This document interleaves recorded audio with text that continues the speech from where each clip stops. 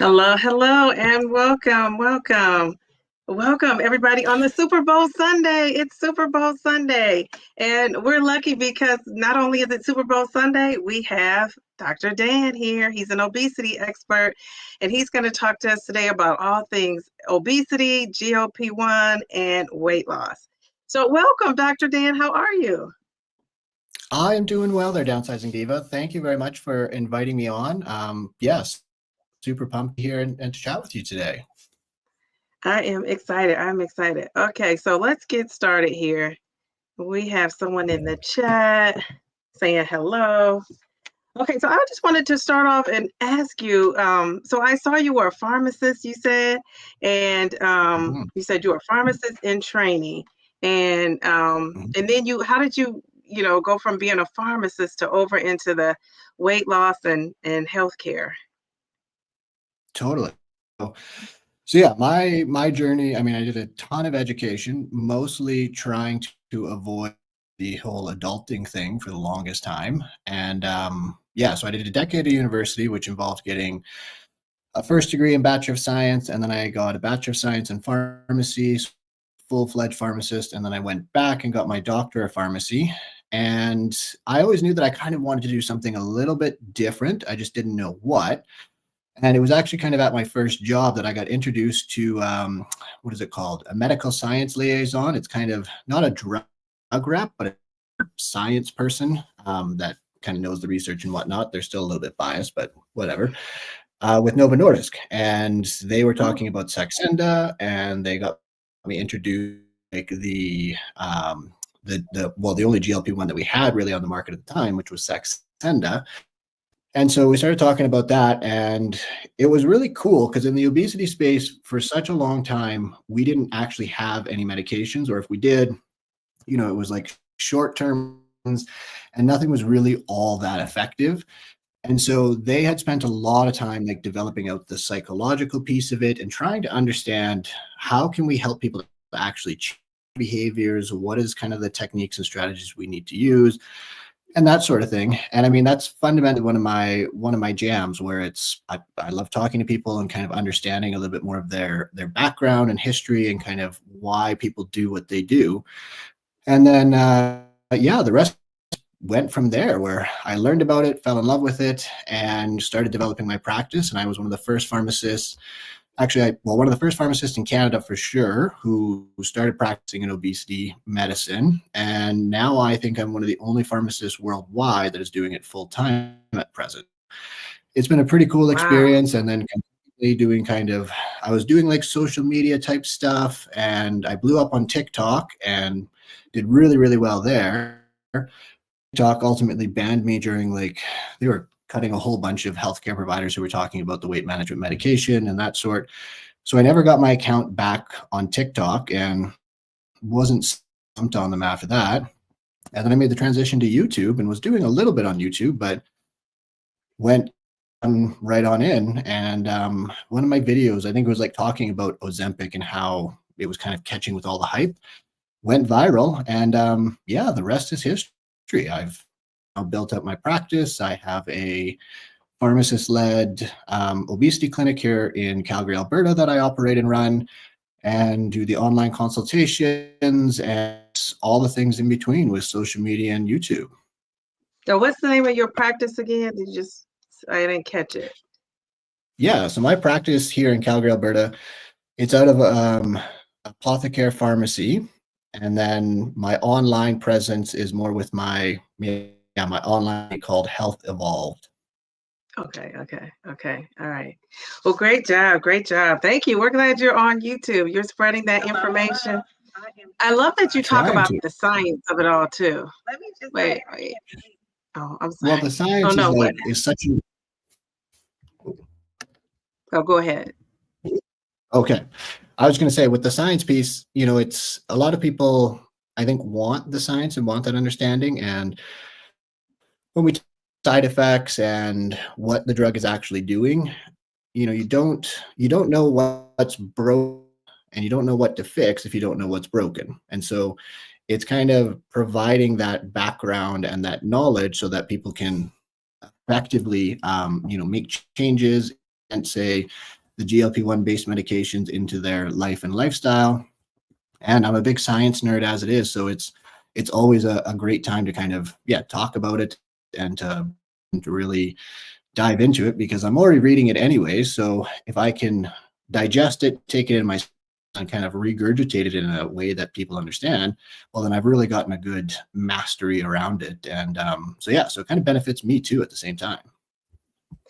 So what does science say about why we gain weight? Like, why are some of us overweight? What does the science say? All right. So the basics of it is that we look at every single human being on the planet. Essentially, we are all designed to be very effective fat storers and very good at finding food. The reason for that is 30,000 years ago, when we were hunter-gatherers and that sort of thing, food was very, very scarce. We, A, had to be able to go out and find it, but also B, when we got, say, a woolly mammoth down or something, the ability to sit down and consume large amounts of food and pack on as much fat as we possibly could, because tomorrow woolly mammoth meat's going to be bad and we didn't know when our next woolly mammoth was going to come. So it could be 2 weeks, could be a month, but if we didn't pack on that weight, we ultimately weren't going to survive until we got our next animal or what have you down. And so we take this very, very efficient and very, very effective biology for a world that existed 30,000 years ago. We then plop it into today's environment, where there definitely is not a food shortage or scarcity. In fact, we probably have too much food in our environment that unfortunately has all been engineered to hijack and take over that biological mechanism and system. And that leads us to then overeating, overconsuming, all those sorts of things. And we then get the obesity epidemic and obesity crisis. Okay, that sounds about right. Sounds about right. So I was listening to some of your videos here over time, and you talk about weight loss through habit mastery. And I've heard of habit stacking. I talk to the students in my class about skill stacking, where we're building on skills. So that's always been a thing in education. But I'm now here recently hearing, habit stacking and things like that as related to weight loss. So what do you mean when you say weight loss through habit mastery? What does that look like? A way to think about your habits and the behaviors that you engage in on a day-to-day basis is it'd be kind of like jumping on a sled and sliding down a hill. Now, on that, there's a couple of paths that are very well worn. You've gone down on the sled there multiple times. The sled basically can steer itself through those pathways. You don't really have to do much other than have fun. And so those are kind of like your habits that have been built over years. Usually will start up or have the remnants of it starting kind of in our childhood, based on, we learn, say, when we're feeling emotional, oh, hey, food makes us feel a little bit better. Kind of learn this pathway and we slide down that path on the hill.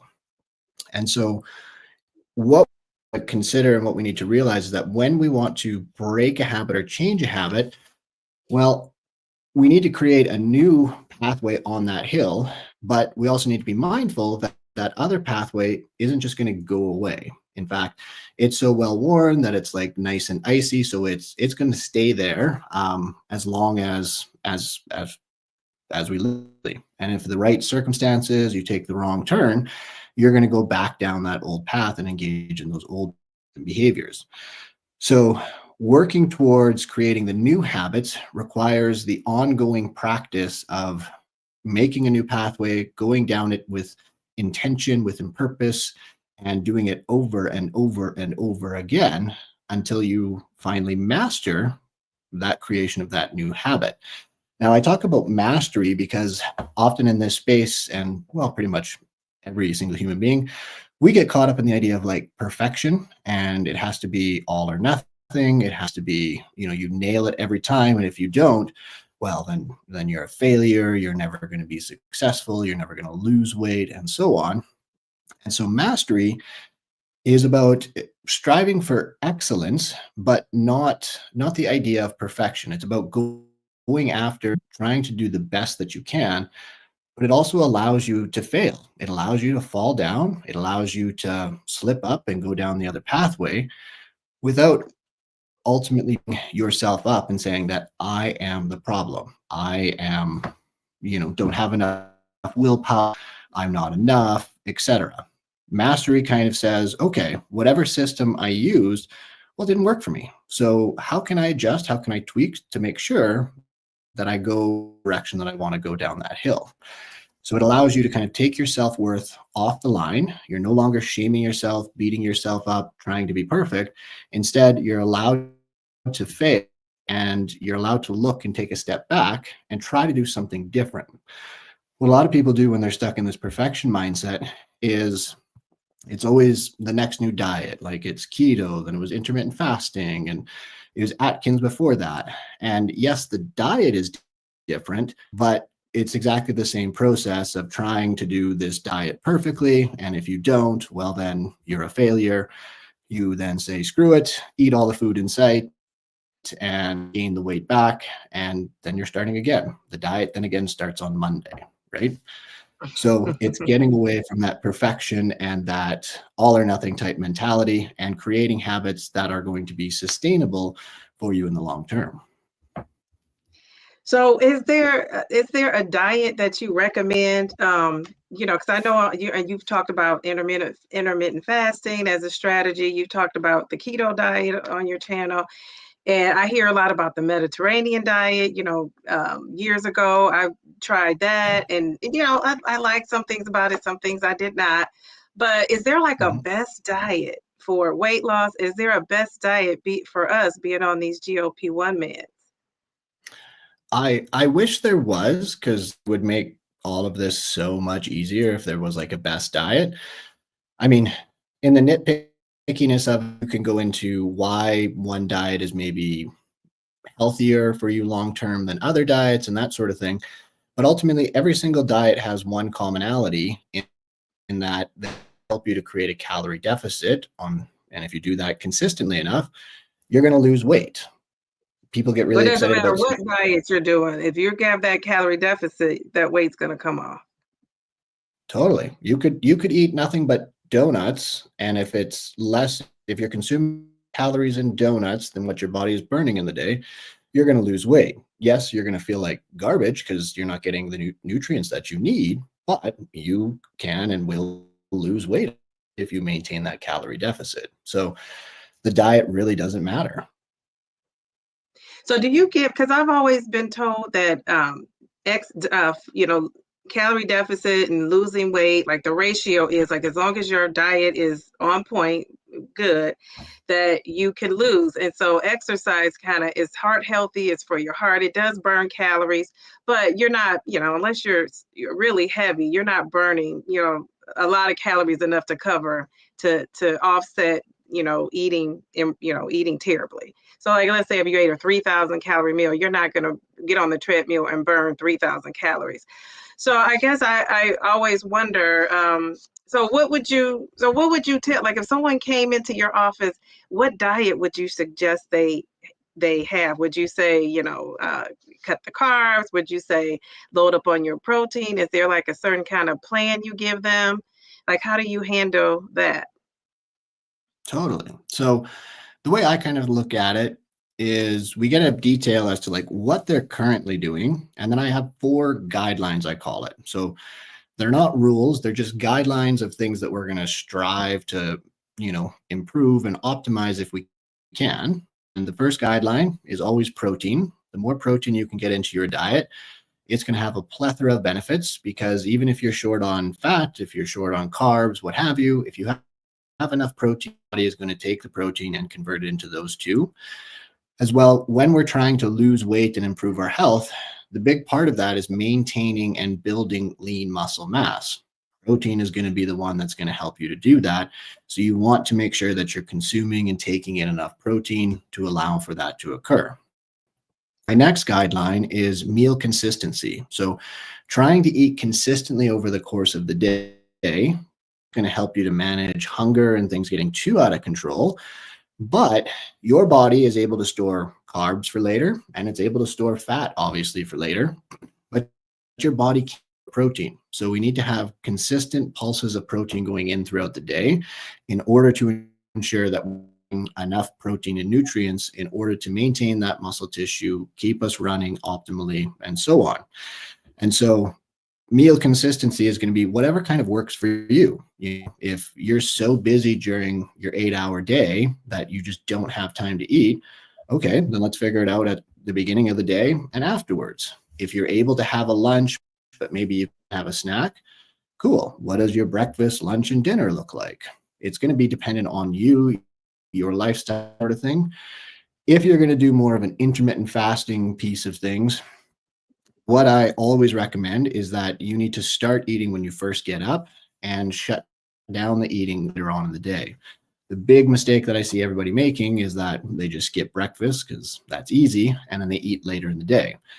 But what we know is the human body works based on the sun, right? Our circadian rhythm is all based on the when it's light out, when it's dark out. So when it's light out, we need to be eating food. And so that first few hours when you're waking, a lot of people will skip and not eat anything, but you're kind of throwing off that whole circadian rhythm. And ultimately, your body becomes less efficient at processing fat and processing carbs and calories later in the day in comparison to if you ate it first thing in the morning when your body is primed and ready to put nutrients on. So that's kind of the one caveat and piece of it. It's not so much that your body gets more efficient to help you lose weight, but it's more the aspect of general overall health. A really extreme example would be shift workers, so people who work overnight. Their rates of heart attacks, that sort of thing, are anywhere from like 3 to 5 times higher than people who work during the day. And that's because they're eating so late through the night when their body isn't ready to process those calories, process that food. And so it's kind of trying to focus and get more of those calories earlier in the day. My third guiding principle that I kind of talk about is making sure that you're eating enough. Now, I'm pretty sure every single person on this little chat with us right now has been on a super low calorie, and Monday through Friday, you're able to do pretty good. You white knuckle it every day, you're cranky, what have you. And then Friday night rolls around. It's like, oh, it's the weekend. I deserve to kind of relax and enjoy some food because I was exhausted all week. Like, of course. And what ends up happening is that Friday spills into Saturday, and suddenly we're going out for brunch, and then we're doing something Saturday night. And then again, that spills into Sunday. And finally, after we've shamed ourselves and beaten ourselves up enough, we're starting the diet again on Monday. That cycle continues over and over.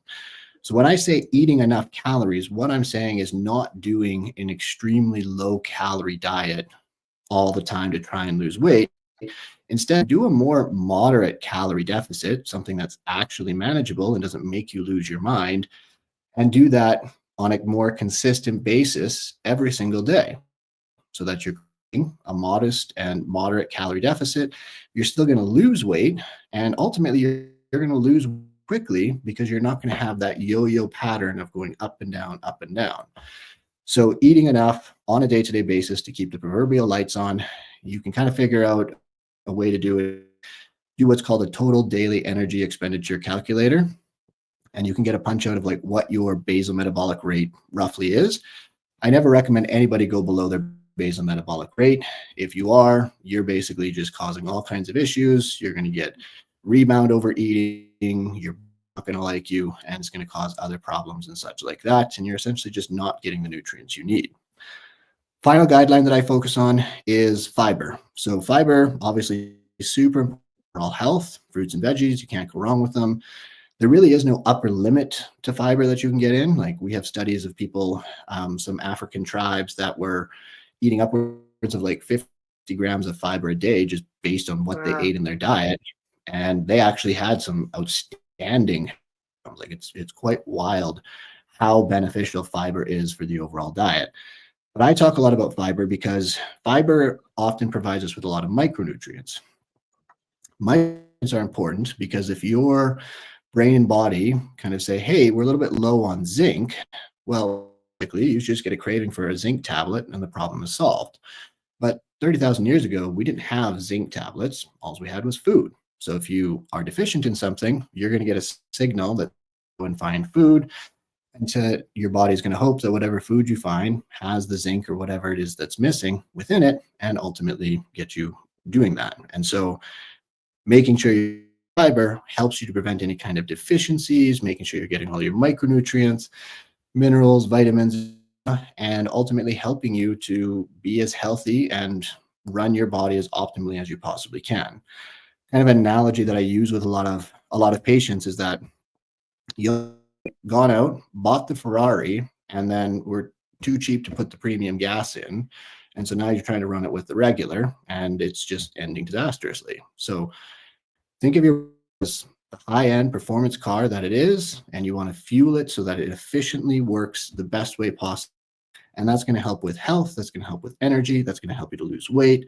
It's going to have all these cascading effects. And yeah, it's just so vitally important. And let me ask you, so you talked about not skipping breakfast, but what if someone says, like myself on the weekends, I skip breakfast because I'm intermittent fasting. Like that's the time I feel like I can get it in. So how does that work together? Because if you're intermittent fasting, you're skipping, the start of most people are skipping the start of their day, which is that breakfast, and maybe they push their eating back. But so how does that tie into intermittent fasting, skipping that breakfast? So when it comes to intermittent fasting, if one of my patients really wants to intermittent fast for their various reasons, because it kind of works, what I usually recommend is that when you wake up, you start eating, and then you stop eating at like 6 p.m. or 7, depending on when you had your breakfast. So you're still fasting overnight, and depending on when you stop eating, yeah, you're still going to get anywhere from 8 to 10, upwards of 12 hours of, and ultimately that's going to help you to be in a better place to process those nutrients and such like that, and be healthier, and ultimately still help you to lose weight because it's compressing your eating window. Now, people will say, oh, I should only have, the 16 and 4. So you only eat in a 4 and stuff like that. But when we look at that and we compare it to someone who does, say, a 12 and 12, so you eat within 12 hours and stop eating for 12 hours, pretty much the outcomes are exactly the same weight loss. It all kind of depends on A, how much of a calorie deficit you're creating, and B, what we have found with the more extreme fasting is that people are actually losing potentially a larger amount of muscle mass in that process of things. So being too restrictive is going to prevent you from getting enough protein and ultimately the nutrients that you need, again, to have your body running as optimal as possible. So that's kind of the approach and the way that I go about it for the intermittent fasting. If you're just like, no way, I can never eat breakfast whatsoever, then it's kind of looking at, okay, well, what's the earliest that you could start having something? And it's usually starting with like, a smoothie or liquid calories, something that's digestible, that's easy. And what I often find with my patients is that as we increase their protein intake and we getting them eating an appropriate amount of calories for their body and their needs, they notice an increase in hunger. And so what's happening here is your brain and your body are kind of saying, oh, you finally figured out this hunting and gathering thing. We know food is in the, so we're going to push you to go out and find it. But instead of getting worried that you're going to overshoot and whatnot like that, it will pass as your body kind of restabilizes. But it's a great sign that A, your metabolic rate is coming back up from where it was. You're getting an optimal nutrients and your body is just functioning and processing more efficiently. And ultimately, that's going to mean health benefits and such like that. So that's kind of some of the principles and ideas that I kind of focus around in terms of intermittent fasting. But it's finding ultimately what works for you and for your lifestyle. Okay. So the key is getting those calories, whatever your calorie amount in within that window of time you're allowing Totally. yourself to eat. And eating, as you said, as early as you can to start Mhm. your day, right? So not to take that rhythm off, right? Okay. Absolutely. Yeah. Yeah, you definitely don't want to throw things off because yes, we have our rhythm of our sleep and awake cycle, but all of your various organs in the body also have their own little clock and they work starting first thing in the morning. Your insulin resistance is at its lowest. Body is ready for nutrients and protein because basically the time that you have slept overnight is more than enough time fasting. Okay, okay. Well, that's good to know because I think, I know for me at least, the message I've gotten about intermittent fasting is the later you can eat, the better. And then trying to cut off that eating earlier. But a lot of times you don't hear the reasons that, go into that and why that is. And so, but I agree. I think it all comes down to calories in and calories out. The point I wanted to make earlier, I was saying, and then I kind of, you said something profound that got me on another thought there. But I always was told like 80% of, a weight loss journey or diet or lifestyle, whatever you want to call it, was eating. And then 20% was lifting weights and working out. And then I was told it could even be as high as 85-15. What do you think about that? What does the science say about that? So, I mean, the general principle that I always, I guess, think about like life, whether it's losing weight, whether it's what you're doing around the house and that sort of thing, is using just a general 80-20 rule. And so what I mean by that is you want to look at what are the 20% of things that you're doing that are 80% of the results. When it comes to losing weight, that 20% is definitely going to be your diet. So focusing and putting your energy in there to create a consistent calorie deficit. And that's going to give you 80% of the results that you're going to see from weight loss. Exercise, I mean, the one big thing that people often, they only focus on the diet and the exercise piece. The other pieces that are going to all play into that is going to be your mental health and well-being. What kind of supports do you have? Community do you have? How are you processing emotions and feelings? So finding your trigger mechanisms and that sort that maybe lead to, say, a binge or overeating and that sort of thing. Depending on how severe or where those things are at for an individual, those could also be correcting and trying to manage something like that could be within your 20% that's going to give you that 80% result. So an example of that would be I have some patients who have severely uncontrolled ADHD. And what we know is that obesity and ADHD kind of hold hands together. And so if we suddenly treat their ADHD, I've had some people who get on Vyvanse or something like that, and the weight just starts melting off of them because they have all the knowledge and skills. They just ADHD that was throwing them off and didn't allow them to be mindful, to focus on one step at a time, to even plan things like, oh, hey, I need to prepare my lunch the night before, different things like that. And suddenly they're able to do that because we've corrected the issue.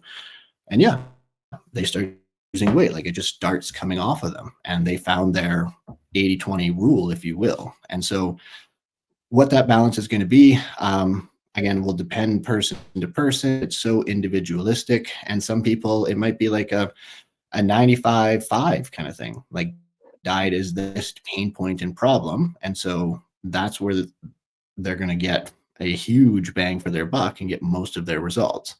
Most people, though, are going to be kind of an 80-20 aspect because there's so many other things and humans are complex and not simple beings, if you will.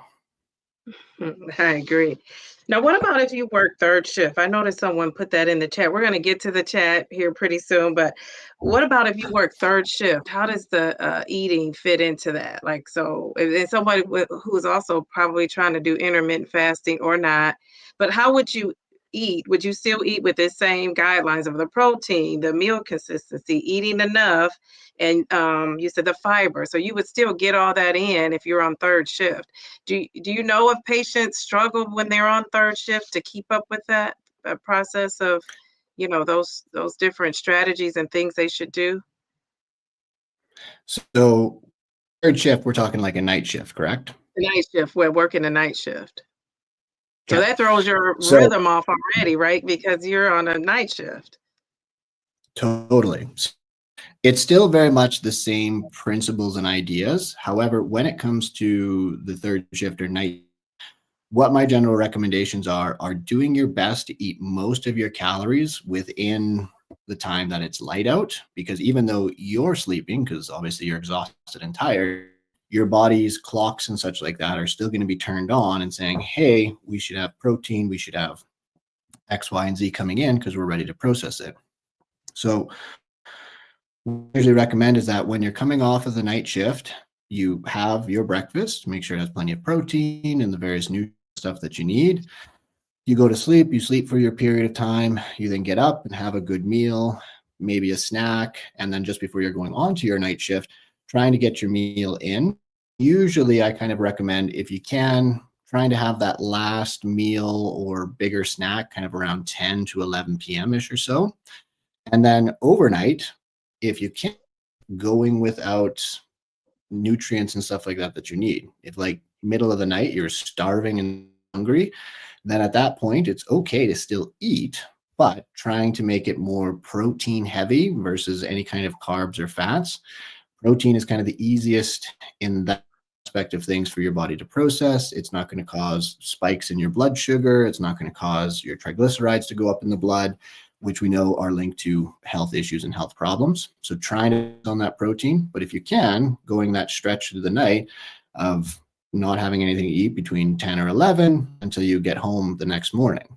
But again, it's going to be dependent on person to person and seeing what works and trying to do your best to kind of fit it in that daylight eating window. So that it's still very much, again, the same overall guidelines. It's just kind of adjusting it based on that work that you're doing. That makes sense. That makes sense. Okay, I have a quick question before we talk about GLP-1, all things GLP-1. So, and this probably relates to GLP-1, but I noticed that uh, I feel like your weight loss, obviously, the first when you first start any weight loss journey, whether it be GLP-1, anything you're doing, Weight Watchers, whatever these, you have even this cabbage soup diet. Have you ever heard of that diet? The cabbage soup Yeah, diet. Any of unfortunately. those diets. Once you start off, you're losing, you're doing well, you're going along, and then if I feel like your body hits a set point. Is the set point, is that a real thing or is that just a word we came up with? Like, is that a real thing with your body and it gets to that point where it's saying, no, no, no, I'm not taking off any more weight right now. So the set point is kind of challenged right now in terms of the literature and the research. So originally the set point was more of a case where, say you reach 280 pounds, that would be your new set point that your body would want to sit at. So any weight that you lost from that set point, your body would then try and fight you to bring your weight back up to that level.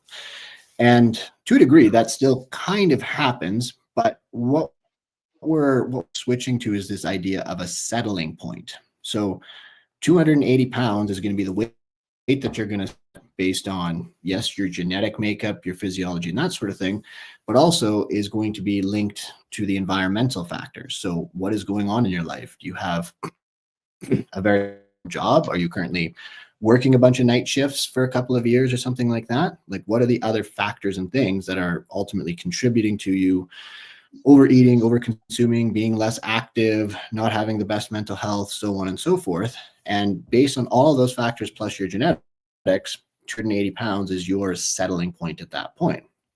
But let's say you change everything, you are on day shift, your mental health is better, et cetera, et cetera.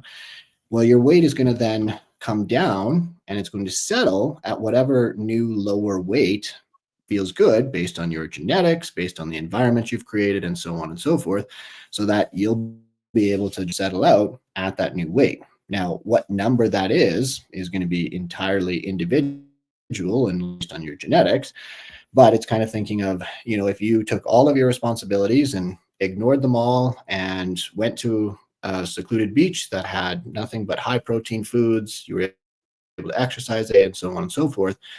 Well, clearly you're going to settle out at a much, much lower weight, much easier than trying to get there in your current environment where all those various stressors and stuff are.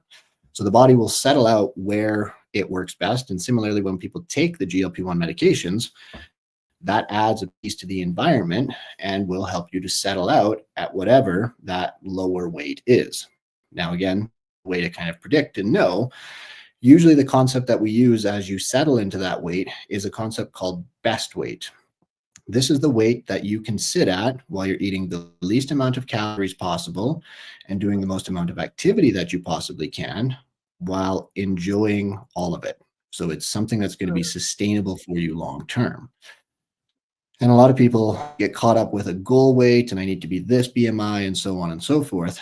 But in reality, your weight is where you're eventually going to fall out at. And again, that settling there is going to change based on your life circumstance. So if you're, a mom, your kids are young teen like that, you're going to settle out at a certain weight based on all the, various things and responsibilities you've got going on. But you're still the same mom, 10, 15 years later, but now the kids are moved out, so they've gone to college and so on. And so now you have all this free time that you can go to the gym more. And so now you're going to settle out at a lower weight. So it's better. The preferred kind of is the settling point and that sort of thing. Now, when we look at kind of why the set point came about and the biology and stuff behind that, is that, when you do lose weight, your body doesn't like you to lose that weight. It gets quite upset and it starts undergoing a bunch of what we call metabolic adaptations. So it's not only as you become smaller, but it also decreases or makes your body more fuel efficient, burn fewer calories by simply existing, and you become more fuel efficient. So the food that you're putting in, your body can run on less. As well, what starts to happen is you become lazier. So it becomes a little harder for you to take the stairs instead of the elevator.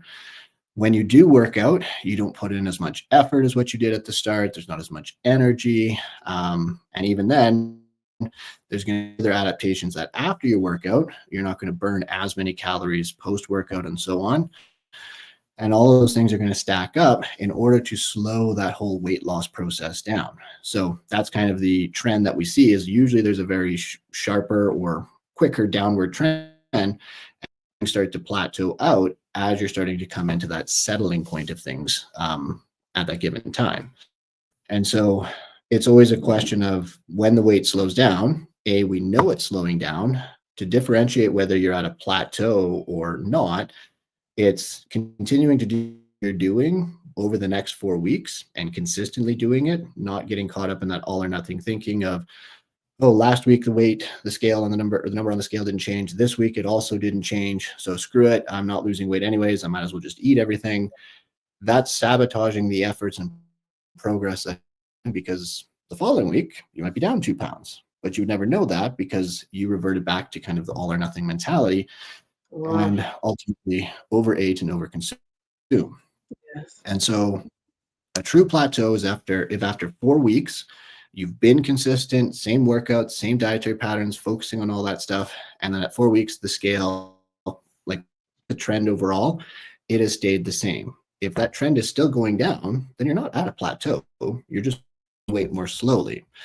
And so then it's kind of a case of, okay, well, one, we need to check our expectations and how much are we expecting. You're going to lose more at the start than you are towards the end because your body is against you and getting used to the new environment. And the second thing is what, how are we kind of then, or what changes can we make to either lose weight more quickly again, or to start that weight loss process if you're truly at that plateau? If you can't make any other changes, like there's just no way I can eat fewer calories, there's no way right now that I can get more activity in, so on and so forth. Okay, well then you might be at the floor or at your best weight because based on your current environment and circumstances, that's the best that you can do. And there's nothing wrong with that. But since it's not your goal weight, again, we get frustrated, we get upset, beat ourselves up, and the cycle and stuff like that continues, and we start kind of regaining the weight back. It's a lot of reshaping and changing the mindset around kind of how we're losing weight, why we're losing weight, what is our expectation. Just because Jenny, the Instagram influencer, doesn't have children, isn't married, and gets to focus her entire day on losing weight, cool. She gets to lose a bunch of weight. Everyone else who has a normal life, that is just not going to be the case. It's so funny.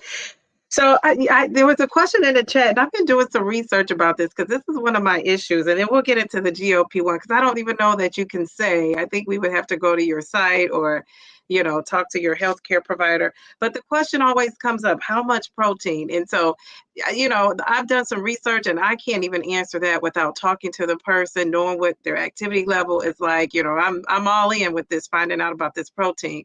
And so, but it seems like you have to get so much in. Like I'm struggling to get 130 to 140, which I really, because I'm strength training now, should be eating way more than that. So when your patients struggle with getting like, really, according to what I researched and how much you should be getting, I could be eating upwards towards that 200 grams because I'm adding in the weight. So how am I supposed to get in that much protein? Like, how do you get that in?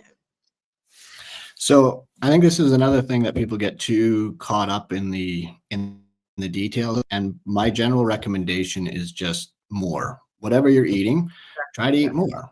And that's Okay. ultimately the goal. If 130 to 140, again, based on you being on a GLP-1 and your current circumstances, cool.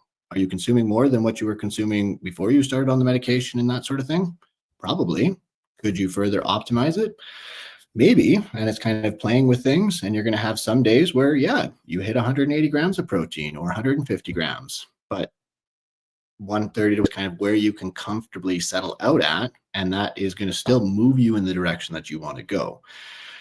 Ultimately, when it comes to the weight training piece of it, your body actually doesn't need as much protein as what is kind of touted in terms of building the muscle. We often talk and promote a higher protein diet when it comes to losing weight so that we can prevent the breakdown and that sort. But even then, getting too carried away with 2.2 grams per kilogram or what have you, ultimately, if you're getting more in and the fact that you're engaging in resistance training, you're going to get the benefits of maintaining a good chunk of your muscle mass. You can't prevent all of it from being lost. When you're getting into more the details and the weeds of I need to absolutely get the protein in every day, or it's no good, it's a waste of time. When you start getting there, you're splitting hairs in terms of the actual benefits. So you maybe are going to prevent yourself from losing, say, you lose 2 pounds of muscle. And then if you were to get it up to 200 grams, maybe you only lost 1 pound. At the end of the day, who cares? If you are going to be miserable to eat that much protein, well, what kind of quality of life are you going to have at that point? So it's again, splitting hairs. It's again, finding what works for you and where you settle out at. But all of these calculators, and I have one on my website for tells you calories, protein that you need to consume in order to recommendation. But I always tell people it's kind of, here's the goal of where we would love you to get to in a perfect world. But whatever you're at, just try to get more of it. So if you can, at 70 grams of protein right now, maybe next week we try and get 80. And the following week we try and get 90. As your body changes and you undergo further metabolic adaptations and stuff, you might find it where, hey, I actually need to eat more protein. I'm just loading up my plate with more food and more protein because I'm hungrier, or I'm feeling like my body needs the nutrients. And so suddenly your new settling point might be 150 grams of protein, because 200 grams of protein, if you were to look at it purely as food, yeah, that is a lot of protein to consume in the day. And for myself, I currently 210 to 220 grams of protein, but I lift weights multiple times a week. I'm very active, do a lot of training in terms of bodybuilding and that sort.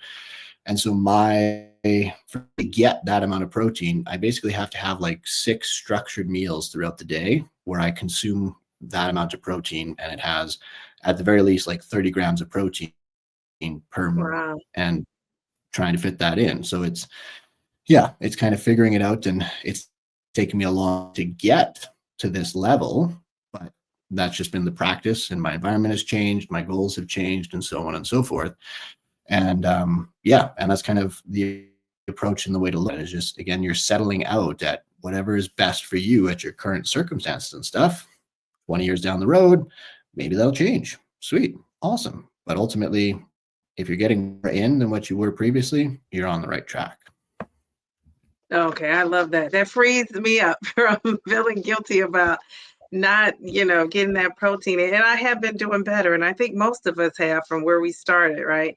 So now we're on this GLP-1. We're going down the GLP-1 road here. So who is the ideal candidate? And so we have Ozempic, Mounjaro for if you have type 2 or I don't know if it's even for type 1 diabetics, but I know for type 2. And then you have Zepbound and Wegovy. So who is the ideal candidate, and how would you tell someone if insurance was all equal, because we know insurance dictates a lot of this, but let's say a person had, insurance that covered both, so insurance is not an issue. Is there a way you steer them, and how would you, know which way to steer a person? Totally. So again, this is a very individualized kind of situation as to which is better. If, say, we have someone that it has more severe obesity, like we're looking at, they have the underlying type 2, they have fatty liver, they have really bad knees, and we need to get this weight off, and their weight is considerably higher. Well, I'm going to probably opt to hit them a little bit harder with, say, Mounjaro or Zepbound, because they're going to lose, or should lose, more weight and get more health benefits to also treat those comorbid conditions that they have.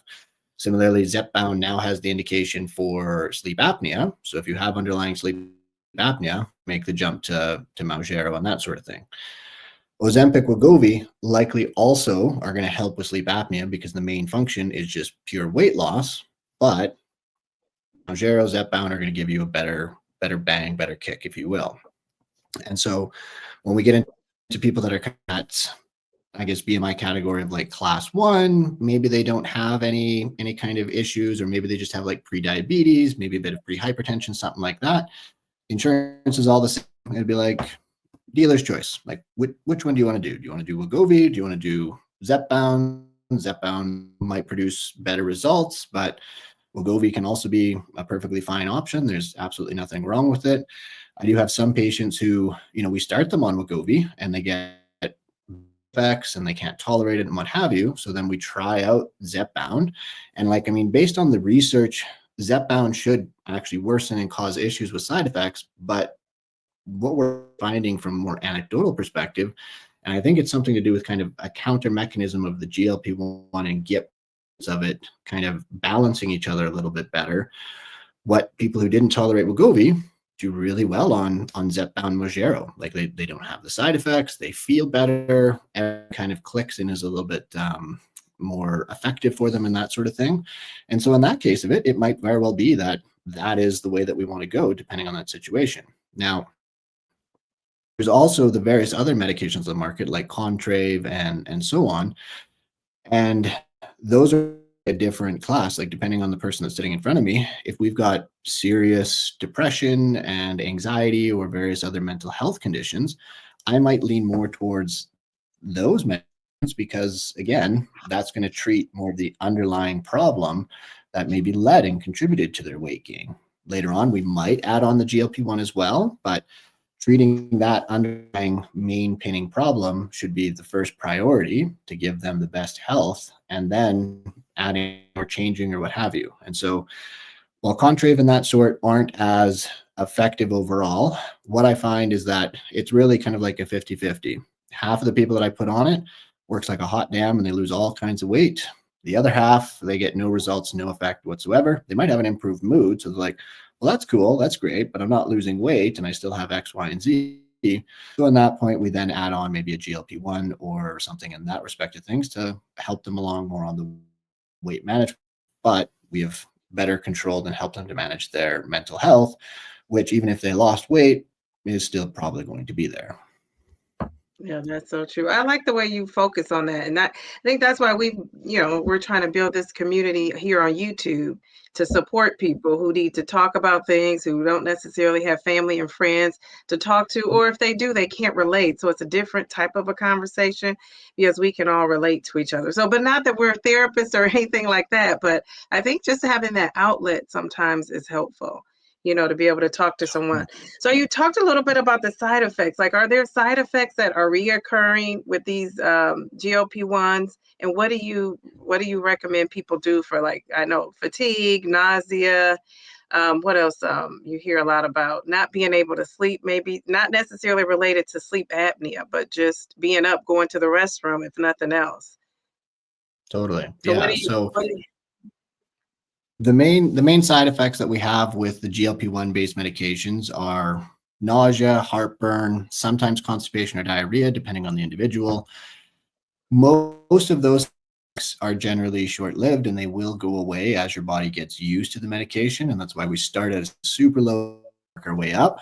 But for some people, they don't. And so it's just ensuring that it's like at a manageable level for them. Like if you have a little bit of nausea and it's not like quality of life and you're not like, oh God, I just don't even want to exist in the world and that sort, then, it's again finding that balance. So ensuring that you're getting the best quality of life and actually towards health versus feeling like garbage all the time in the name of weight loss. So that's kind of the first and foremost, assessing what is the side effect that's coming up, how bad is it, and that sort of thing, and is it going to go away, is it sticking around, and so on.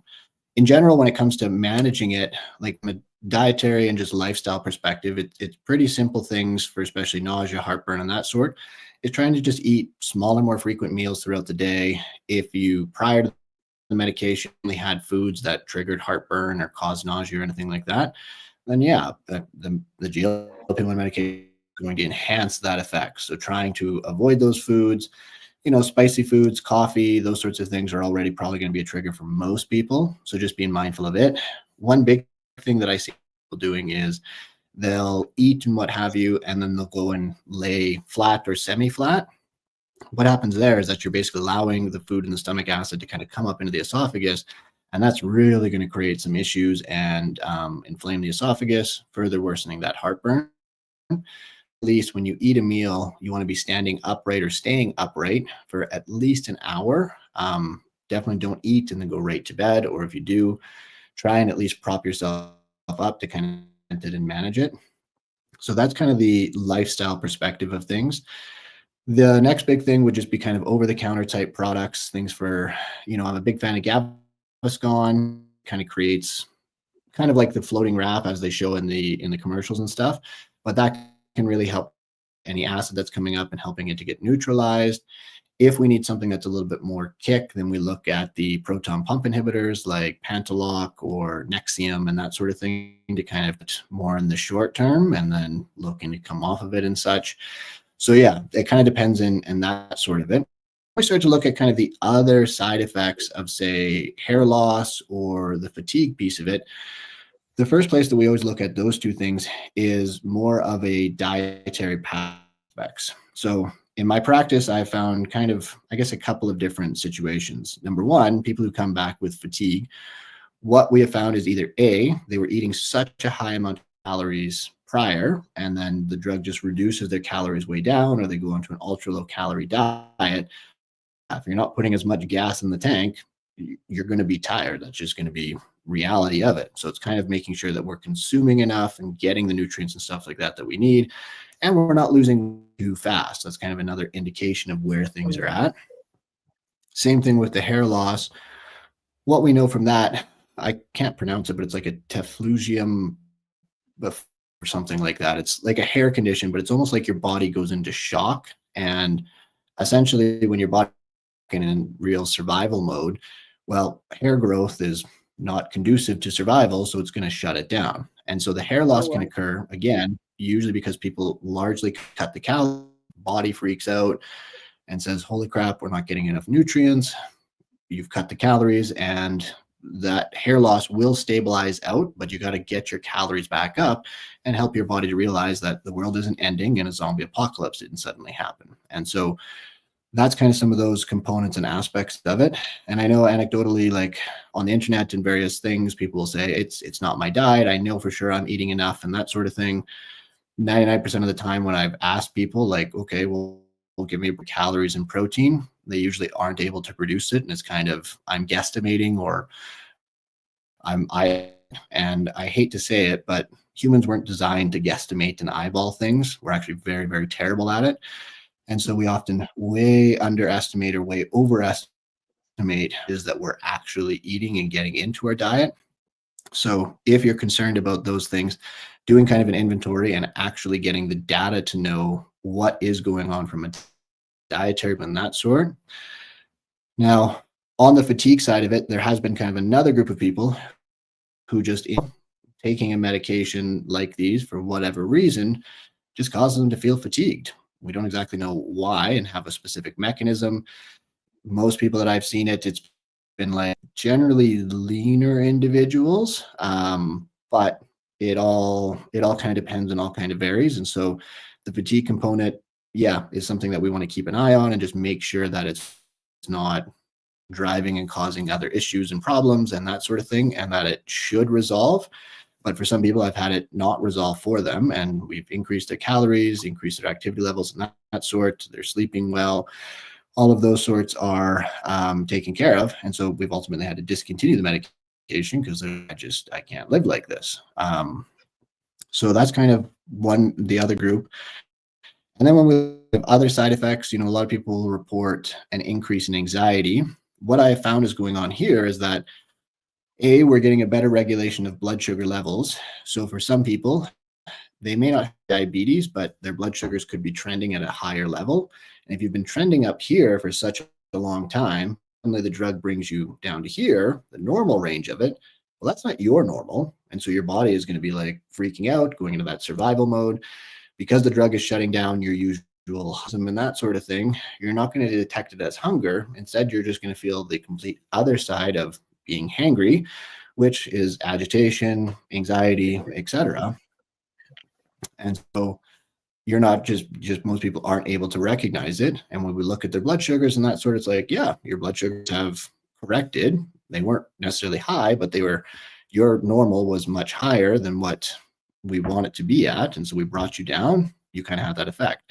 Same thing with people, say an increased anxiety throughout the day, and you ask them, are they eating through the day and that sort of thing?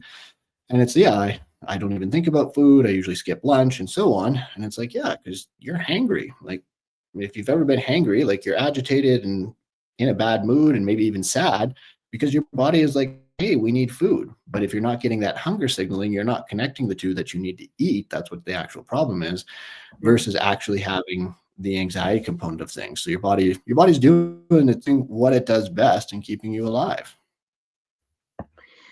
Yeah, I think I'm glad you're hitting home about how important it is to eat and also track what you're eating. Some of us out here have been really trying to hit that home. And do your patients have like tracking fatigue? People don't like to track their calories. So I know I'll speak for myself.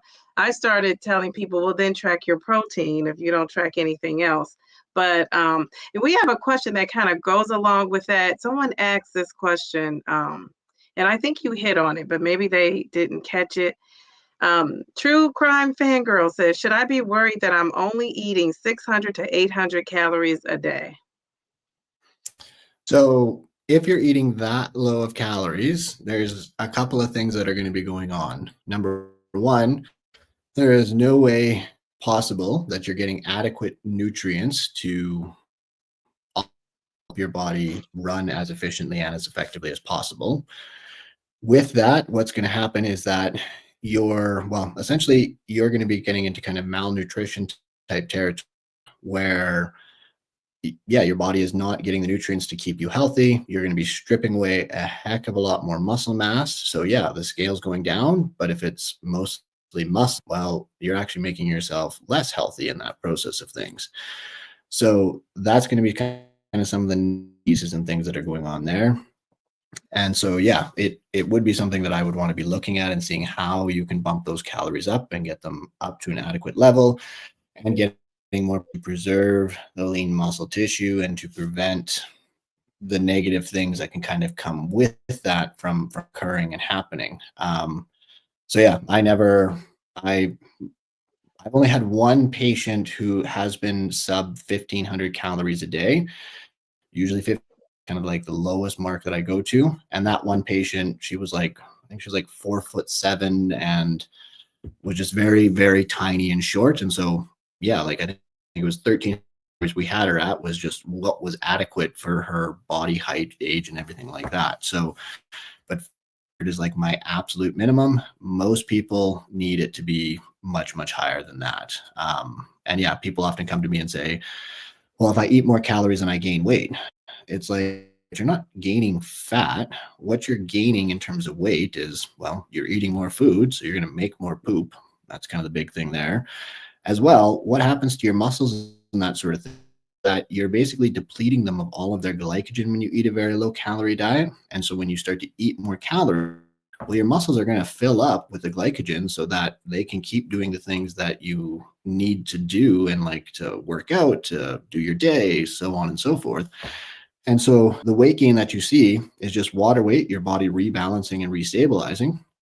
and you being full of shit. Like, that's kind of the two things that are going on there. So it's not actually fat, and yeah, that's kind of the component aspect to it. So if you're way Wow. under eating, you're weird about the weight, I promise you, consistently eat more calories, get it up to where you actually need it to be based on the various TDE calculators. Like I said, I have one on my website, healthevolve.co, and it'll give you a much better perspective of where you want to be going, because the weight loss is just losing weight for the sake of losing weight is not health. That's just doing what you think society you should do to be worthy of love and belonging. So this leads me into this question. So if she's eating between 6 and 800, and I don't know, and maybe she could put in the chat what what uh milligram of whatever she's taking. But would you like to me that would be an indicator that she maybe needs to titrate down unless she's already on the smallest amount. If you can't get between 600 and 800, that tells me, and I'm no scientist or doctor, but it just sounds like that her level, whatever amount she's taking, her dosage is too high. So is that how you Totally. determine if a patient goes up or down as far as titration on these meds?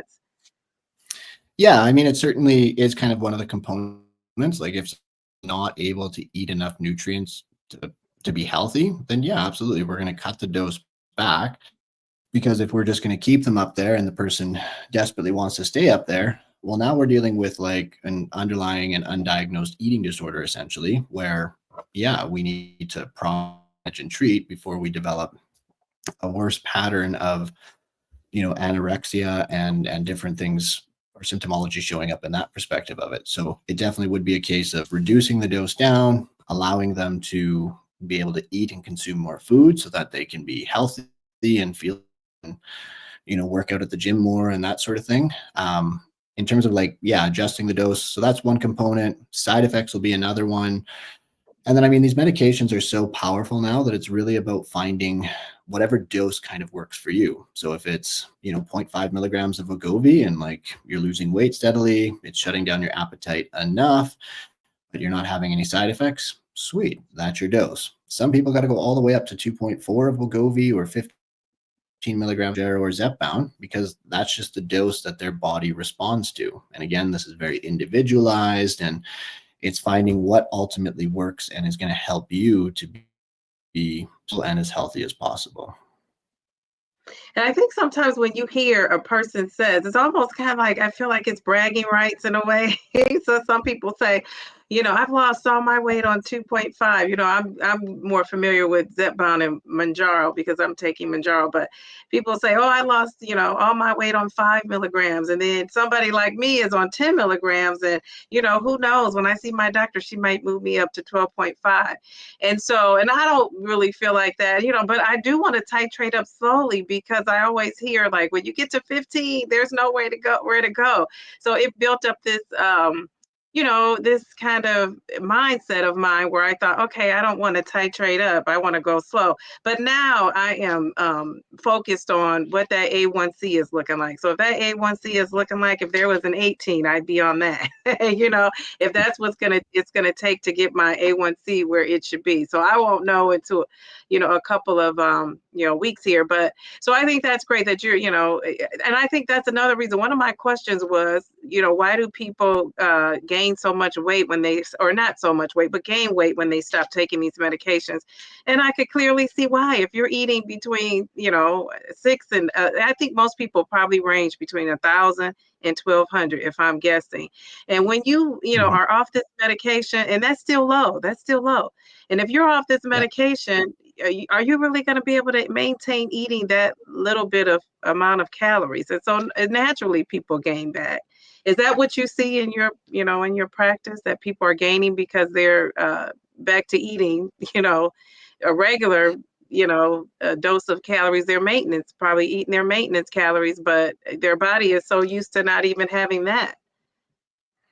So, I mean, it's certainly partly that. The best way to kind of think about it is that these medications are helping to manage the biology and those metabolic adaptations. So one of the big things that as you lose weight, that what occurs, you get more cravings, your hunger starts to go up.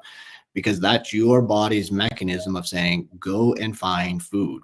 We need nutrients or you're going to die. And so those are all getting to a very, very high level. And what the drugs do is they put up a barrier that prevents you from getting through so that you're not ravenous and overeating and over consuming. And so when we take away that barrier, well, then biology just gets free reign. And yeah, it's up enough. Every pound that you've lost is going to compound that issue. And if it's built up enough, it's going to be all hell breaks loose and you're going to be wanting to consume and overeat. And you're naturally going to go up more and more, even though you are tracking or what have you. And so that's kicking in and taking over. That's going to lead to it. And again, when it comes to the settling point piece, the other big thing is that when you're at a settling point and you reach a lower weight, well, that medication, the various things that you currently have in place, if we take away an environmental factor like the medication, then that now gets you a new settling point and your body is going to go up or wherever it is. And so we can maintain various habits and that sort of thing. And so you might not go as high as you were previously, but in your environment, you don't have the medication there. So you're going to be settling out at a higher point. Now, in the studies, about 15% of people are able to maintain long term, and even some people went on to lose further weight and such. And I mean, it all kind of depends on the individual and kind of what has occurred, what their biology is, how much appetite dysregulation they have, and that sort of thing. And they might be able to maintain without it. Maybe the medication just started perhaps, or they didn't actually really need the medication or something like that, or they were able to make all of the very lifestyle changes and drive their weight down and continue driving it down even when the medication was removed. So again, it's those individual factors, behaviors, and things that kind of come into play that we need to be mindful of. And it's impossible really to know who's who and that sort of thing.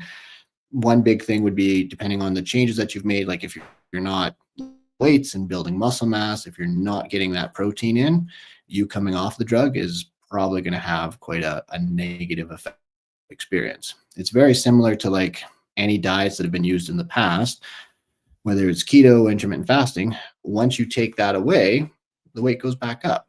And so if you haven't found a way to sustain the weight loss long term, if you haven't eating that works, the amount of activity that works, and so on, yeah, you're going to regain that weight back. And so this kind of is something that needs to be kind of taken into account and to be obviously talked about a whole lot more. But in reality, the question, why do we need to come off of the medication to begin with?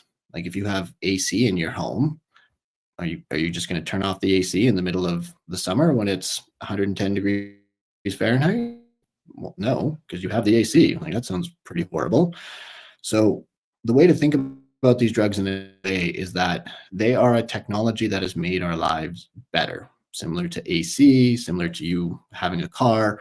All of those things have made our lives easier so that we can focus on important things in life, such as our kids, our families, our community, and so on, and not have to hyper and obsess about everything that's going into your mouth and that being your entire sole focus and not actually living life. So the medications, they're safe, they're effective, they help us make our lives easier, and there's no reason to come off of them. Usually the reason to come off is more of a mentality or a identity that people have, in the sense that, oh, it's only old sick people that take medications. Okay, cool. You're getting older and eventually you're going to get sicker. I hate to say it, that is just the reality. So the sooner you kind of break that idea down, the better. And then also this idea of typical diet culture that I just need to suffer for X amount of time, get to my goal weight, and the weight's just somehow magically going to stay off because it has so every other time. But yeah, so that's kind of the perspective and idea behind it, if you will. Oh, okay. Okay. Well, oh, that gives me some food for thought. All right, here's another question for you. 2.0 Mommy says, can you explain the half-life of this medication? Okay. So, I mean, depending on the medication. So when we're looking at Wegovy and Zepbound, In general, 7 days is their half-life, and that's why we dose it once a week, is because the drug is going to go up in your system. It's going to peak at day 2 to 3, and then over the course of the week, it's going to start falling until you do your next dose, and then it goes up again. Saxenda and the once daily ones, they're going to be a usually 24-hour period of time is kind of their half-life. So again, it'll peak a little bit more sharply. We tend to see more acute side effects first couple of hours, and then that tapers off, or that's why people will dose it at nighttime, because they can sleep through the side effects. Excuse me. And then they come around and they're doing much better. However, are faster metabolizers, so they just break down the components or the medication a little bit more quickly. So for some people I've had where the drug only lasts for maybe 6 days or 5 days kind of thing. And then they'll start getting the hunger coming back and that sort of thing. So for them, it could be, a shorter half-life. For some people, it could be the other side where they get a longer half-life and we need to stretch out the dosing. The other thing to kind of keep in mind, and this is why we go dose, is because we all have like a threshold where above this line, the drug works effectively, it helps to manage your appetite, and we don't think about food.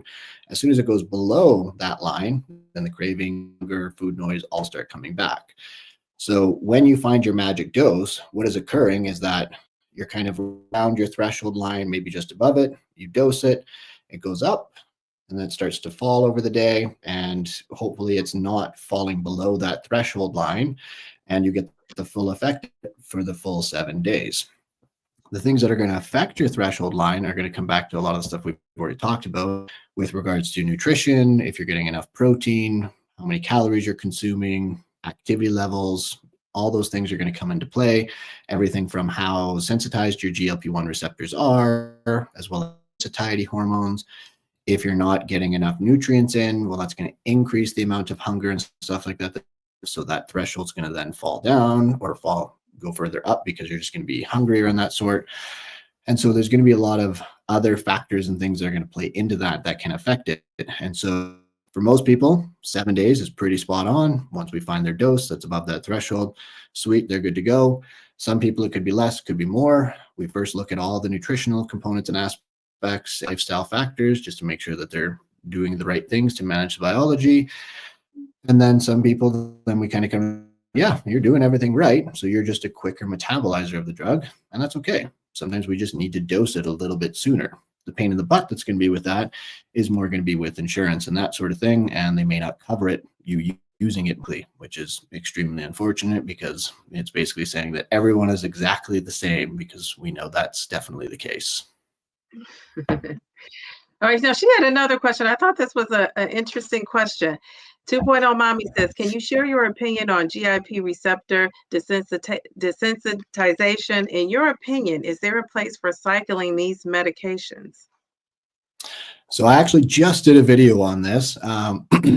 In general, no. So a lot of people will get excited and say there is this desensitization that occurs. They cite one particular study in particular, but they fail to mention that that study that they're citing was done in a petri dish with a bunch of cells that had GLP-1 receptors. And when we introduced the drug, we saw downregulation from those cells of the GLP-1 receptors. So that must mean that desensitization occurs.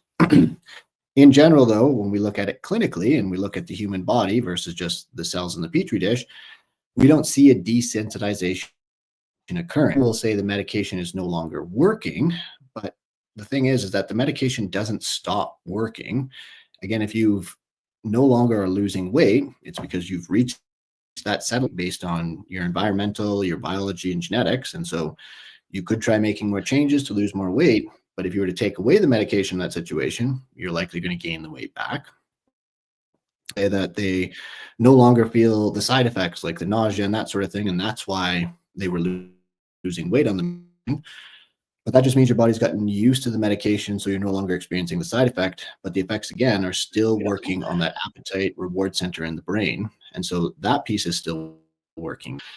In general, when we see people cycle these drugs, what actually they're probably doing is more harm than good. So it's kind of taking yo-yo dieting with keto and so on and making it much, much worse. Because when you cycle these meds and you say reduce the drug and start coming off of it, what's going to end up happening is you're going to see hunger and stuff like that come back. Your weight's probably going to start coming back on. But what people realize is that when they make that switch or what have you, is that the metabolic adaptations, so your body's adapting to you consuming that lower calories beforehand, takes a lot longer to recover for you actually starting the drug and medication again to try and lose weight. So your metabolic fully recovers to where it should be. So even though you're at a higher weight, the rate won't be the same as matching the higher weight that you're at. And so when you go to lose weight next time, that metabolic further compressed down. It's going to be harder and harder to lose the weight. And yeah, you basically just have created yo-yo dieting on a more extreme effect. So in general, no need to cycle the medics whatsoever. They don't stop working. We have long-term studies looking at appetite and that sort of thing. It's consistent for up to 2 years out was, I think, the longest study we have thus far. And so if you feel like it's not working anymore, again, checking the expectation in terms of weight loss at the idea of settling point, and have you reached that point? And if you're able to make further changes, cool. Okay. Then it's kind of doing the best that you can. Maybe it's even switching gears, packing on muscle, hitting the gym, trying to consume more calories to build that muscle, trying a different approach versus kick the dead horse and just cut your calories more and more, or cycle the medication. Okay. Now, this is a good question because this is about type 2 diabetes. We didn't really talk a lot about that.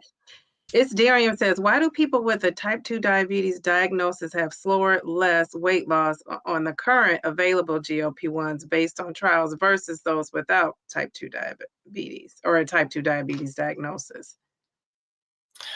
That's a really, really good question. And yeah, so a kind of great comparison is that when we took the step 1 trial, which looked at Wegovy for managing people without diabetes, a lot of had pre-diabetes and that sort, we saw that in the step 1 trial, they lost about 15% of their baseline weight.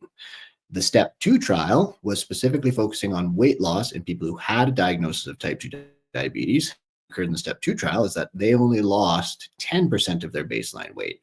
Exactly the same conditions, exactly the same counseling points and stuff like that. Pretty much everything was exactly the only difference was that this group over here, the step 2, had type 2 diabetes, and this group did not. So there was a 5% difference in the amount of weight that was lost from baseline.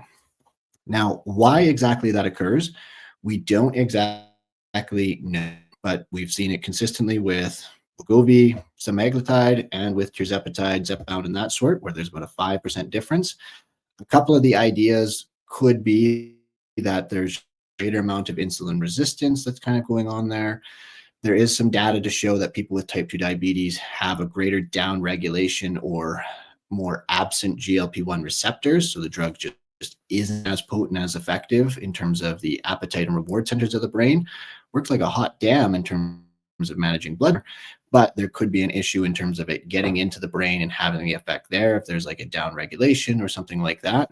In particular, if the diabetes has been very uncontrolled and the blood sugar has been very high for a long time, that could possibly be causing more appetite dysregulation and is with the GLP-1 receptors and such like that.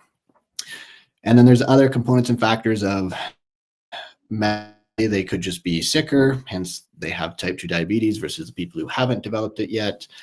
So the short answer, we don't really know exactly. There's a lot of different theories and ideas. I actually think I did a video on this last year sometime where I kind of went into a bit more detail. But the reasons, it's very interesting and very fascinating. So it's kind of tampering those benefits that you see. If you have type 2 diabetes, you're probably going to lose less than your like copy counterpart who doesn't have type 2 diabetes. Why? We don't exactly know. So TBD. And yeah, really good question. Yeah, that was a good question. All right. Simply Taisha says, I have a goal of building muscle and I'm currently averaging 1,800 calories per day with walking daily for 30 minutes and full body strength training 3 days a week. I was told I should eat 2,264 calories. Your thoughts? Good question. And I mean, congrats to you with all the activity and everything that you're doing. That's fantastic. That's awesome. Really, really quite admirable. Building muscle, I mean, yeah, it's going to be striking that balance, but essentially to build muscle, like muscle can't be built from nothing. And so we need to consume a larger amount of calories, and usually that puts us in a much smaller calorie deficit. So, for example, if at 1800 you're in a calorie per day deficit, so your maintenance is usually 23, or maybe even your maintenance is 2,500 calories for your current age, height, and weight, and that sort of thing, and activity levels. And so 1800 will create a much more larger deficit, which will help you to lose weight more quickly, but won't help as much on the muscle building aspect. So you might be maintaining your muscle mass, but not necessarily gaining that.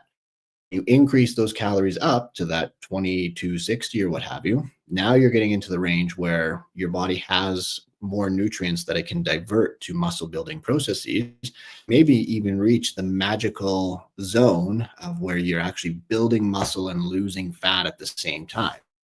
I mean, that is the absolute ideal. We have some studies that show that can be done, but it requires the right amount of calories, the consistency around it.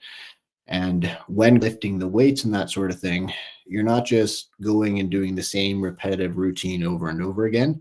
You're going there and you're pushing yourself. You're doing a concept that we call progressive overload. If last week you did 5 pounds for 10 reps, next week you're going to do either 10 pounds, 10 reps, or you're going to do 12 reps or whatever, but you're going to overload and progress that weight up, because that's what ultimately tears the muscle tissue and then allows for it to become bigger. And so then the calories and the extra protein are going to go to feeding that muscle, repairing that tissue, allowing the muscle to get bigger, to get stronger, and you'll be building that muscle. One of the best ways to kind of know whether you're adding muscle on or not is if your strength is going up. So you may not see it, but if your strength is going up, that strength just doesn't come out of thin air. It has to happen because you have more muscle. And so it's happening at that much smaller level. You're getting stronger though. So you're getting a amount of muscle on the body, and it's going to just take the slow process of building muscle for it to really become apparent. But the more muscle you build, the easier it's going to be to lose fat. And your number on the scale might stay the same, but your body composition is going to be changed. And so that's the magical place to try to get most people going towards. It's very challenging, especially if you haven't done any kind of weight training and stuff like that in the past. But if you can reach that point, yeah, you can really do quite well and add the muscle, lose the fat, and be doing fantastic from a health perspective and everything else. So. Okay, we'll take two more questions, then we'll let you talk about, or hope you will talk about your channel, and then we can get out of here and watch the Super Bowl. Okay, this is a great question because I'm surprised I didn't ask it yet. It says, this is from Z, how do you feel about the adding of protein shakes, drinks, and protein bars to help with reaching your protein goal for the day if unable to get it in from whole foods or real foods? Sweet. So yeah, there's absolutely nothing wrong with it. If it works for you, and particularly when you just start a medication or you're struggling with getting more protein in or what have you, if adding a shake in or adding a protein bar in allows you to get that protein up, awesome, fantastic. There is no harms, no risks, anything like that. A lot of people get caught up even just with the type of protein powder and whether it should be collagen and this, that, and the other thing. Again, it comes back to just more. Just get more in, and however works for you. Now, if you're having, say, 3 protein shakes a day, and that's kind of like your nutrition for the day, yes, we have a bit more of an issue and a problem because you're not getting all the other valuable nutrients. But if it's one snack, one shake throughout the day, like for example, in my day, I have a protein shake once a day. I have a protein bar usually once a day as well. And that supplements and allows me to get a protein intake when, eating is, or not having the time or what have you to sit down and have a full-blown meal gets very hard to do. Whenever you can, try protein in your food from whole foods and sorts like that, but supplementing with these products, there's absolutely nothing wrong with it. If it works for you and it fits into your lifestyle and stuff like that, awesome, fantastic. Find what you enjoy, having. Mostly it's going to come down to taste. Don't get too caught up into protein powders and the different types and that sort of thing. Find what works for you. Maybe the case is if you have, say, a lactose allergy or lactose intolerant. There's going to be two kinds of whey proteins out there. There's whey protein concentrate and whey protein isolate. Concentrate has been filtered, but hasn't been filtered to the same degree as whey protein isolate. So the isolate basically has more of the lactose and sugars removed. It has a higher protein per scoop. And so that might be the better one if you have a lactose allergy. Otherwise, the concentrate is fine and usually substantially cheaper. So depending on you and what works for you, the next big thing, again, just comes down to taste and finding a flavor that you like. And yeah, kind of working at it from that perspective of things. So definitely incorporate them, utilize them where you can. And yeah, there you go. Okay, we did have a question, but you answered this. It was about how do you know if you're in a stall? You did answer that. So they'll have to catch the replay. And then they wanted to know when to titrate up, and you did talk about when you probably should titrate up. I think you hit on that too. So we'll take this last question, and then before that, after that last question, the true fan girl that was eating between 600 and 800 calories, she did make a comment about where she's at. So I'm curious to know what you think, and then we can end it from there. So Mia Totally. says, questions. A lot as far as supplements are supposedly needed if you are on the GLP-1, collagen, creatine, fiber, BACCs. I don't know what that is. Aloe vera juice, multivitamins, all those things. So what do we need to focus on? Okay. So overall, again, this is another area that we get very, very hyper fixated on. And again, going back to that 20 aspect of it, really the supplements and stuff like that are all the garbage that are only going to give you like very small amount in terms of your results. So I like to keep it very, very simple. If you're vegan, vegetarian, B12, iron, probably going to need both of those in your diet because you're just not getting it through the animal proteins and that sort of thing. For mostly everybody else, they're really the only supplements that I recommend. If you're weight training, lifting weights, and doing more resistance training, protein powder, perfectly fine. You can add them in, nothing wrong with them at all. The other supplements that I look at are magnesium. Magnesium, you really can't go wrong with, and usually we can have the closer to the upper limit of normal within the body. So the two magnesiums I recommend are citrate or bisglycinate. Citrate is a little bit cheaper, but for some people it can cause diarrhea. Bisglycinate generally doesn't have the GI side effects, but find what works for you and that sort of thing. If you're doing more resistance training and working out and that sort of thing, zinc can be a great one. It kind of just helps with muscle contractions and that sort of thing. If you're a woman and kind of going through the perimenopause aspect of things or in menopause, try and take an inventory of like how much calcium you're getting in through your diet and that sort. If it's less than 1,500 milligrams of calcium through the day, we definitely want to add in a calcium like 500 milligrams or something like that. Help bump that up to make sure that you're keeping your bones healthy. Vitamin D, basically anybody that, especially if you get snow of any kind, even just a skiff of it or what have you, want to add in more vitamin D. 1,000 to 2,000 IUs per day is really all that 90% of people need. Much higher doses run the risk of causing your kidneys to calcify and cause all kinds of other issues and problems there. But that's pretty much my main ones. There's a whole bunch in terms of like performance and that sort of thing that may add incremental benefits if you're getting really hardcore into weight training and endurance and activity and stuff like that. But for 99% of people, they are just, I'd much rather you spend the money on some good quality protein that in versus getting too caught up with the supplements and stuff. So again, don't overthink it, keep it simple, and yeah, kind of focus on those. A lot of that is nice to have, but definitely not necessary and isn't going to be any particular game changer in terms of your weight management journey. Now, this question, I'm sorry, this question is from someone who's in maintenance. So I think this is important because we always talk about the weight loss part of it. And she just put this in here not too long ago. But Mel says, once you reach your ideal weight based on your doctor recommendation, how do you keep GLP-1s without losing more? Feels like your metabolism moves faster, even though I'm eating 1,800 to 2,000 calories. It's helping with other things, though. And she says, thanks. Totally. So yeah, there's definitely a slew of benefits and that sort of thing that are outside of that.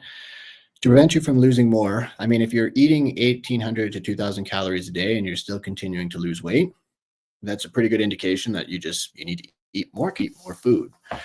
Some of the things that we'll do in terms of maintenance and maintaining, certainly reducing the dose, seeing if you're okay on a lighter dose or a smaller dose and that sort, and that can be adjusted and variable in multiple different ways.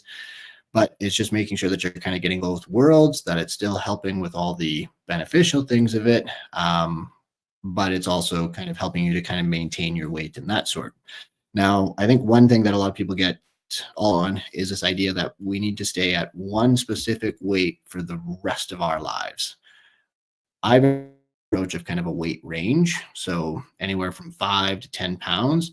The tighter you make that range, the more you have to pay attention to your dietary patterns and that sort of thing and kind of what's going on. Having a bit of a wider range kind of keeps into account for, well, if you did Christmas and vacations properly, you're going to gain weight. But once you go back to your regular lifestyle and that sort of thing, the weight's going to come back down and you're going to stay within that plus or minus range.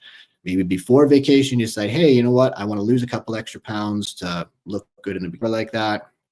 Cool. You can pay more attention to your dietary patterns, increase your activity levels and that sort of thing, lose a few more pounds.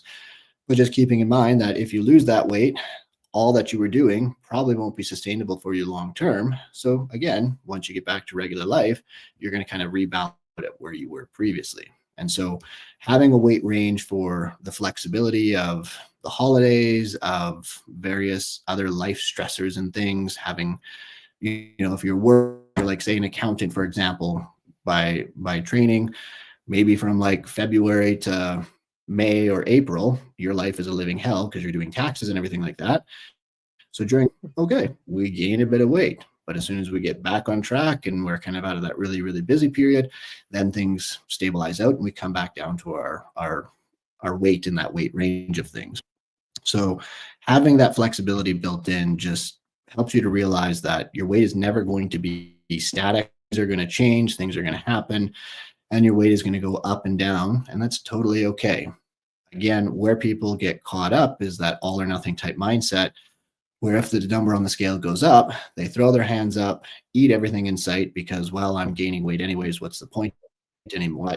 That's not the mindset to have. We need to kind of keep in mind that we're still trying to become healthier, work on all the things and such like that, and ultimately trying to become the most successful we can with all the different factors and things taken into account. So hopefully that helped a little bit. And yeah.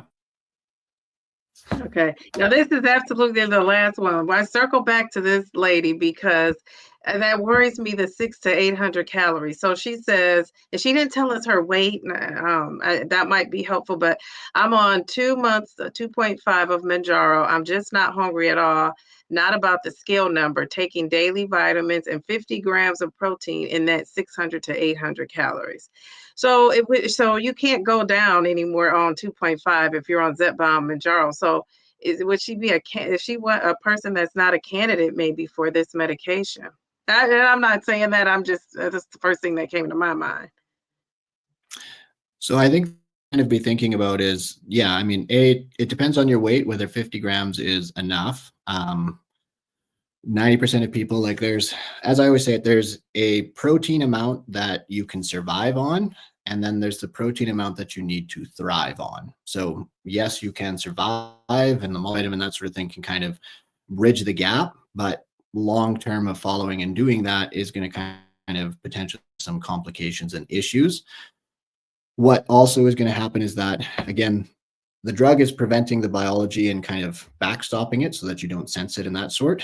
The longer you go without really providing your body with the nutrients and things that you need, well, eventually biology is going to build and build and build and build.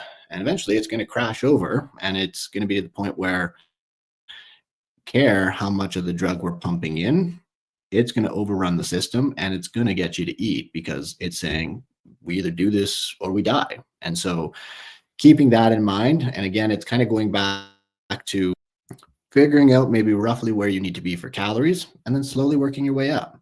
It will get easy to consistently engage with it. And so if you're getting 50 grams of protein, maybe next week it's 55 grams of protein. And then the next week it's 60 grams. Slowly, incrementally build it up and find the tweaks and ways that allow you to get the protein in, having a protein drink or something else that allows you to kind of progress and get it up there. But we need to be mindful of that so that we're not causing an opposite issue of still having obesity and also malnutrition, because that's going to cause all kinds of other health issues on the back end. So certainly things to kind of think about and to incorporate. And yeah, hopefully that helps you out. But nonetheless, do what you can and continue to work with your provider. I know in the States, like it's a single dose, you give it and it's a shot and that's it. Here in Canada, thankfully, we have like the a click pen similar to Wegovy and Ozempic, so we can dial it up or dial it down. So if you were on 2.5, we halfway in between and give you a dose there. So you get 1.25 or what have you. If you can access those, that could be another way to potentially kind of tweak your dose and stuff like that and find what ultimately works best for you. That's good strategies there. You gave her some good suggestions too. So tell us about your YouTube channel. Where can we find you? What are you doing over there? Let us know where to go. Totally. So my handle for all the things is at the official Dr. Dan. Yeah, I have my YouTube channel, constantly putting out the science back evidence and information that you kind of need about the GLP-1s and about lifestyle and stuff like that.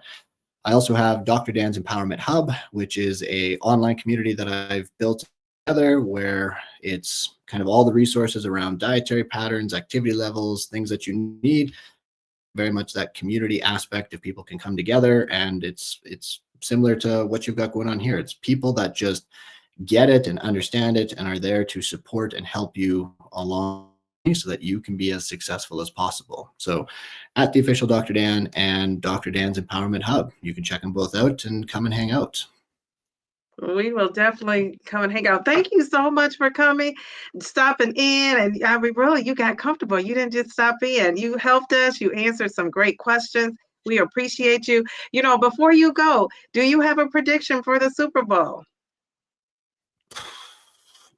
I think the only prediction I'm going to make is maybe Taylor Swift and Travis Kelce are probably going to get hitched at that point. So we'll see, You though. think so?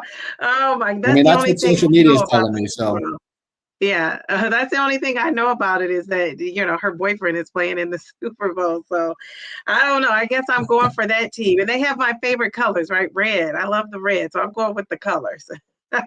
Well, have there a you good go. night. Maybe Love you'll it. come back again some other time, and we'll be in touch. And I appreciate you, and enjoy the rest of your night. Absolutely. Thanks for having me on. It's been great. Thank you. Thank you, everybody, for stopping in and asking your questions. I don't think I got to every single question, but some of those other questions he did kind of answer. You have to go back and watch the replay and catch those. All right, everybody. Have a good night. Bye.